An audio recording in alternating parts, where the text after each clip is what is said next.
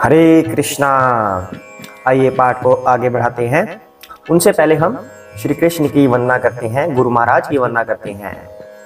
ओम अज्ञानतिमिरान्धस्य ज्ञानाञ्जनशलाकया चक्षुरुन्मीलितं येन तस्मै श्री गुरुवे नमः। हे कृष्ण करुणा सिंधु दीनबंधु जगत्पते गोपेश गोपिका कांत राधा कांत नमस्तुते। श्री कृष्ण चैतन्य प्रभु नित्यानंद श्री अद्वैत गदाधर श्रीवासादि गौर भक्त वृंद। हरे कृष्ण कृष्ण कृष्ण हरे हरे, हरे राम राम राम हरे हरे। हरे कृष्णा। श्री कृष्ण की जय हो, श्रील प्रभुपाद जी की जय हो, और अर्जुन की जय हो, हनुमान जी की जय हो, श्री राम की जय हो। हरे कृष्णा। तो कहाँ तक पाठ हो गया हमारा? संजय बता रहे हैं धृतराष्ट्र को कि दुर्योधन जब मैदान में आया, युद्ध के मैदान में आया, तो गुरु द्रोणाचार्य के पास गया सबसे पहले और अपनी अपनी सेनाओं की व्यूह रचना दिखाई। पहले सामने वालों की व्यूह रचना दिखाई, फिर उसके बाद अपनी सेना की व्यूह रचना दिखाते हैं और बड़ी कूटनीति से सबके नाम बताते हैं कि कहीं किसी को बुरा ना लग जाए। उसका मेन मकसद तो यही है कि सभी मेरे लिए काम करें। और लास्ट में दुर्योधन कह रहे हैं, मतलब कल के वाले एपिसोड के लास्ट में दुर्योधन कह रहे हैं कि ये सभी युद्ध विद्या में निपुण हैं और मेरे लिए अपने प्राणों का त्याग करने के लिए भी तत्पर हैं। अब आगे करते हैं। हरे कृष्णा। अपर्याप्तं तदस्माकं बलं भीष्माभिरीक्षितं पर्याप्तं त्विदमे तेषां बलं भीमाभिरीक्षितं। हमारी शक्ति अपरिमेय है और हम सब पितामह द्वारा भली भांति संरक्षित हैं। कौन कह रहा है ये बात? दुर्योधन कह रहा है। ऐसा क्यों कह रहा है? पितामह को ऊंचा दिखाने के लिए कि पितामह के लिए भी मैं कुछ अच्छा बोल रहा हूँ। वैसे तो दुर्योधन के मन में किसी के लिए भी सम्मान की भावना नहीं है, महत्वाकांक्षी है वो। जैसे उसके पिता धृतराष्ट्र हैं, वैसे ही दुर्योधन भी महत्वाकांक्षी है। इसको किसी से मतलब नहीं, किसी से प्रेम नहीं, सिर्फ यह है कि सभी मेरे लिए कार्य करें, सभी मेरे लिए युद्ध लड़ें। तो भीष्म पितामह की प्रशंसा करने के लिए ऐसा बोल रहे हैं कि हम सभी भीष्म पितामह से सुरक्षित हैं, जबकि पांडवों की शक्ति भीम द्वारा भली भांति सुरक्षित होकर भी सीमित है। ऐसा क्यों कह रहा है दुर्योधन?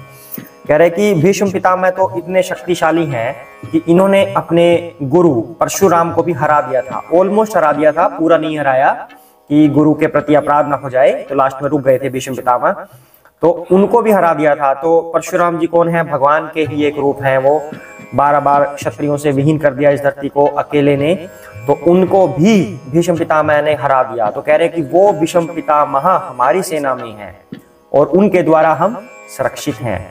और दूसरी तरफ कौन है उनका नायक? भीम है। और भीम तो कम अनुभवी है, जल्दी से उत्तेजित हो जाता है, बुद्धिमान कम है, ऐसा सोच रहा है दुर्योधन। कह रहे कि भीम तो कम अनुभव होने के कारण उनकी शक्ति सीमित है, उनकी इतनी शक्ति नहीं है जितनी हमारी है भीष्म पितामह होने की वजह से। तो आगे बढ़ते हैं। अयनेषु च सर्वेषु यथा भागम अवस्थिताः भीष्म एव अभिरक्षन्तु भवन्तः सर्व एव हि। अतएव सैन्य व्यूह में अपने अपने मोर्चों पर खड़े रहकर आप सभी भीष्म पितामह को पूरी पूरी सहायता दे। अब एक और पासा फेंका दुर्योधन ने। क्या बोला? कि सभी भीष्म पितामह को सहायता दे। अब सबके नाम तो गिना नहीं सकता, जो मेन से थे योद्धा उनके नाम दुर्योधन ने गिना दिए, सबको नमस्कार करते हुए कि ये सब योद्धा हमारी सेना में हैं। तो अब जिनके नाम नहीं गिनाए, कहीं वो निराश ना हो जाए कि हमारे नाम तो बोले नहीं महाराज ने। तो किसी को नाराज नहीं करना, अगर कोई नाराज हो गया तो सेना बदल लेगा। ये भी बात थी युद्ध में कि युद्ध से पहले जो कोई चाहे अपनी अपनी साइड बदल सकता है, जिस तरफ से युद्ध करना चाहे वहां युद्ध कर सकता है। तो दुर्योधन इतना कूटनीतिज्ञ है, उसको लगता है कि अगर कोई निराश हो गया, नाराज हो गया तो साइड पलट लेगा, हमारी शक्ति कम हो जाएगी। तो इसलिए जिनके नाम वो नहीं ले पाया, अब नाम तो मतलब लाखों सैनिक है वहां पर, तो सबके नाम थोड़ी ना लेगा। तो जो नाम के अंदर नहीं आए, जिनका नाम नहीं ले गया, उनको ऐसे कहते हैं कि आप सभी भीष्म पितामह को पूरी सहायता दे। इसका मतलब क्या हुआ कि भीष्म पितामह को सहायता दें। पहले तो भीष्म पितामह की प्रशंसा कर दी कि इतने वीर हैं वो।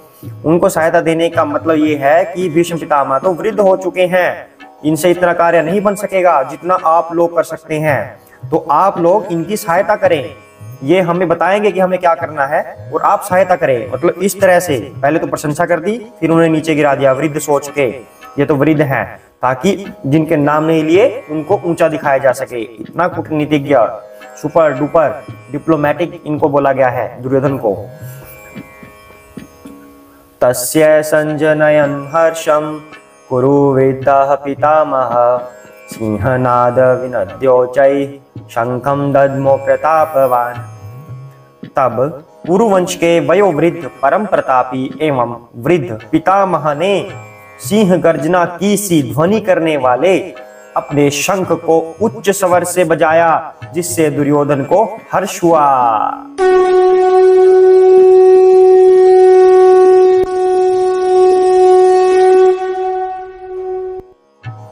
ऐसे बजाया था शंख, तो इतनी जोर से शंख बजाया। वैसे शंख किस चीज का सूचक होता है?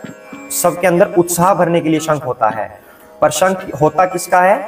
भगवान का होता है। शंख चक्र गदा पद्म, तो ये भगवान के यंत्र होते हैं, और इसको बजाने का मतलब है कि हम भगवान का संदेश दे रहे हैं। तो भीष्म पितामह ने भगवान का संदेश दिया कि हमेशा धर्म की जीत होती है, भगवान की जीत होती है हमेशा। पर दुर्योधन को ये बात समझ ही नहीं आ रही, वो तो इतना मूर्ख हो रहा है कि उसको ये भी नहीं पता कि ये शंख किसका सूचक है, और खुश हो रहा है कि हमारी तरफ से इतनी जोर से शंख बजा, इतनी बड़ी गर्जना की, अब तो हम जीतेंगे। जोश भर गया उसके अंदर। तो ततः शंखाश्च भैर्याश्च पाणवानक गोमुखाः सहसा एव अभ्यन्यन्त सह शब्दः तुमुलः अभवत्। तत्पश्चात शंख नगाड़े बिगुल तुरही तथा सींग सहसा एक साथ बज उठे। वह समवेत स्वर अत्यंत कोलाहल पूर्ण था। हरे कृष्णा।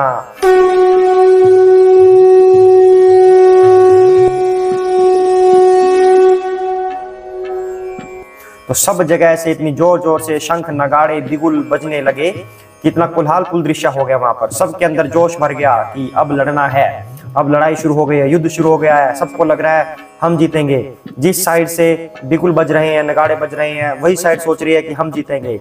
सबके अंदर जोश भर गया। ततै श्वेतैः यः युक्ते महती सयन्दने स्थितो माधवा पांडवश्चैव दिव्यो शंखो प्रदत्मतुः। दूसरी ओर से श्वेत घोड़ों द्वारा खींचे जाने वाले विशाल रथ पर आसीन कृष्ण तथा अर्जुन ने अपने अपने दिव्य शंख बजाए।